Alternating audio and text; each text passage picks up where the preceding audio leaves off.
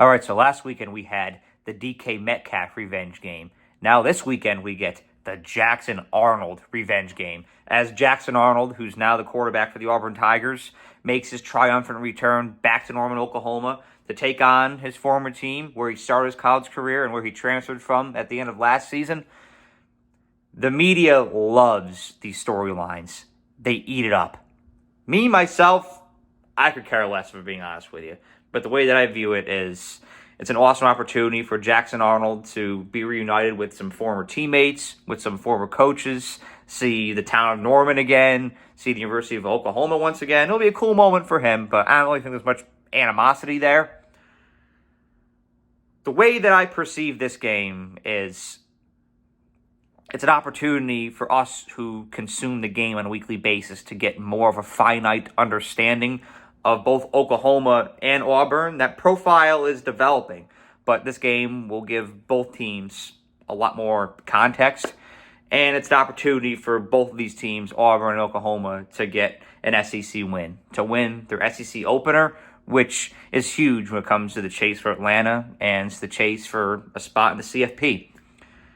At first glance, when I look at Oklahoma, the huge difference that I see from this year to last year is that Oklahoma is able to open up the playbook so much more with John Mateer at the helm. The transition from Jackson Arnold to John Mateer at quarterback reminds me a lot of when the LA Rams went from Jared Goff to Matt Stafford. With Jared Goff, and I love Jared Goff, he's a fine quarterback, but the Rams' play calling was kind of limited. When they brought in Matt Stafford, they knew that they could be a lot more creative with play calling and could pretty much dial up whatever they wanted. I see the same thing with Oklahoma going from Jackson Arnold to John Mateer, and I love Jackson Arnold. I think he's fantastic.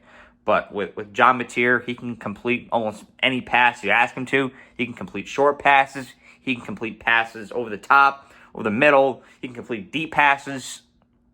He's very versatile, a Swiss Army knife, if you will, of a quarterback. He can hit targets all across the field. He can dial up that deep ball.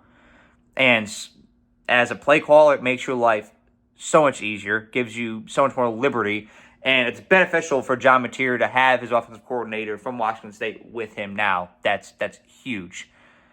So that gives Oklahoma an edge here. And somebody I want to call out, Torrey Blaylock, Oklahoma's running back. He's an unexpected star so far this year because a lot of us, including myself, expected Jaden Ott, the Cal Berkeley transfer, to pop off. No. It's been Torrey Blaylock. He's been a standout. And Deion Burks is starting to differentiate himself at the wide receiver position as well. And I think that he'll continue to cook this weekend. Now, I know that it's tough to dive into these kind of stats at this time of year, but I'm going to anyways. I did it with Tennessee last year. I'm going to for Oklahoma now. Oklahoma's defense, it looks insane. Like I said, with Tennessee at one point last year, they were allowing like 7 points per game on defense. Oklahoma's allowing 6.3 points per game, which is nuts. Their secondary is fantastic. It's a very complete layered defensive unit. Their secondary is great, but they're also fantastic at stopping the run. I mean, they played a team in Michigan a few weeks ago that's historically great at running the ball. That's why they went out and got Justice Haynes. But if you take away that one around 75-yard touchdown that Justice Haynes had, Michigan had a below-average day on the ground. Oklahoma did a great job stopping the run against Michigan. And I say that because that's one of Auburn's key strengths. Now, Auburn, they look much improved this year. And that's the common theme that I see with them and Oklahoma, which is why this matchup is so intriguing.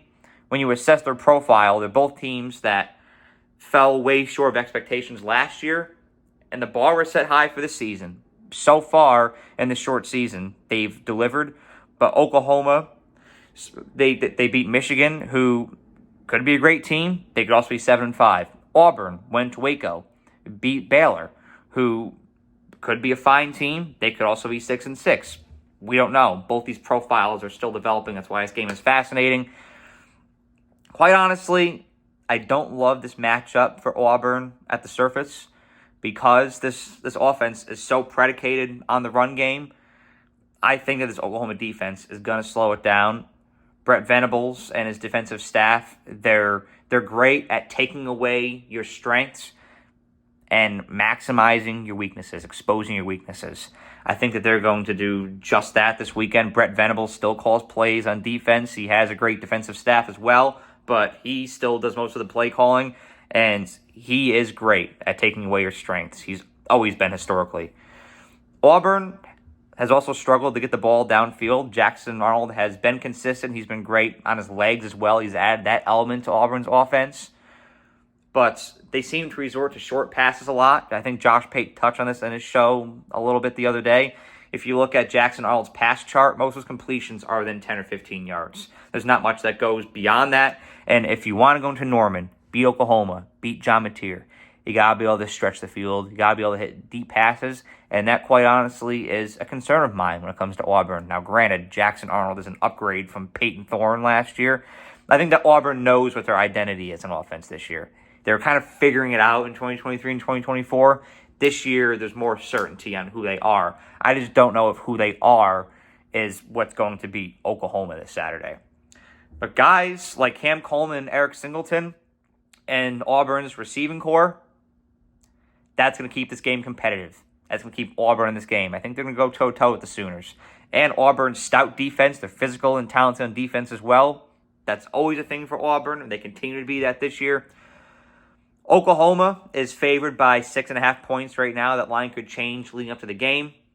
However, I think Oklahoma wins. I think Oklahoma covers. I think they win 30-20.